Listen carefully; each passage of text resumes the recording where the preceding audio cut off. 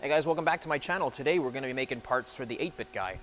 This isn't going to be a particularly long video, mostly because it's pretty straightforward stuff. I'm going to take a lot of shots of the machining, and I'm going to give a basic commentary, a bit lay over how it is. It's not a huge project like the Mando Blaster, but this is going to be fun for me, and hopefully you guys stick around and enjoy it.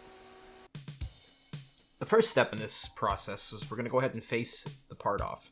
And that just ensures we have a completely flat surface to reference all our other dimensions and everything we want to do off. I'm going to go ahead and flip it because there's no need to do this, because I'm going to be milling a pocket on the inside of it.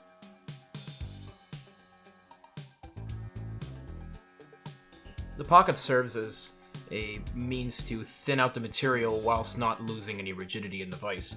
The piece of stock I had was way too thick, was 3/4 of an inch, and the plate itself, I designed it to be 3/16 of an inch. Here you see where I cut out the inside for where the plug is going to pass through. Next we need mounting holes for the plug, so that's what the next step is. And I made the countersinks for the wall-mounted plate, where the area will be actually mounted to the box, and they were not deep enough, so just a little countersink, and now they're perfect. They go nice and flush, and they look real good.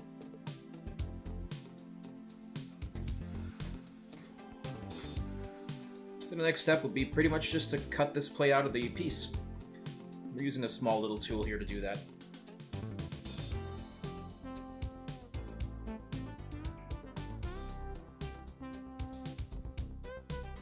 And the plate itself is held on by basically nothing by the end of that process, so I can just go ahead and grab it and pull it right out. The next part we're going to make is going to be the 2 brackets for the EcoFlow hub. And that's a touch probe that basically allows the machine to know where the stock is in relation to the spindle. Here I am basically removing the material on the outside. We're using a process called contouring, which is where the stock is a lot thicker than where it needs to be, so you can have a little bit that stays in the vise, and you can do all your operations on the outside.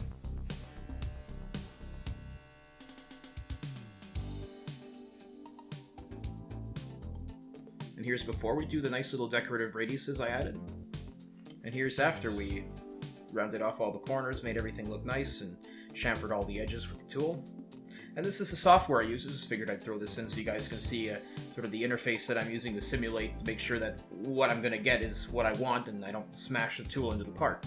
Then we're going to go ahead and flip the stock around, remove the balance that we don't need, and that's what happens there. And then we're going to go make the pocket where the hub will basically sit inside. And after chamfering and deburring, that's what it ends up to be. And the last setup will be to drill the 2 mounting holes and to face off the top. And those are the finished parts.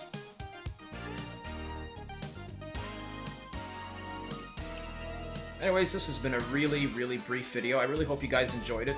I didn't plan to do anything too long because I didn't want to go overboard with the editing, and this is a bit last minute, and I was pretty pressed for time at the end of this video, so thanks a lot, guys.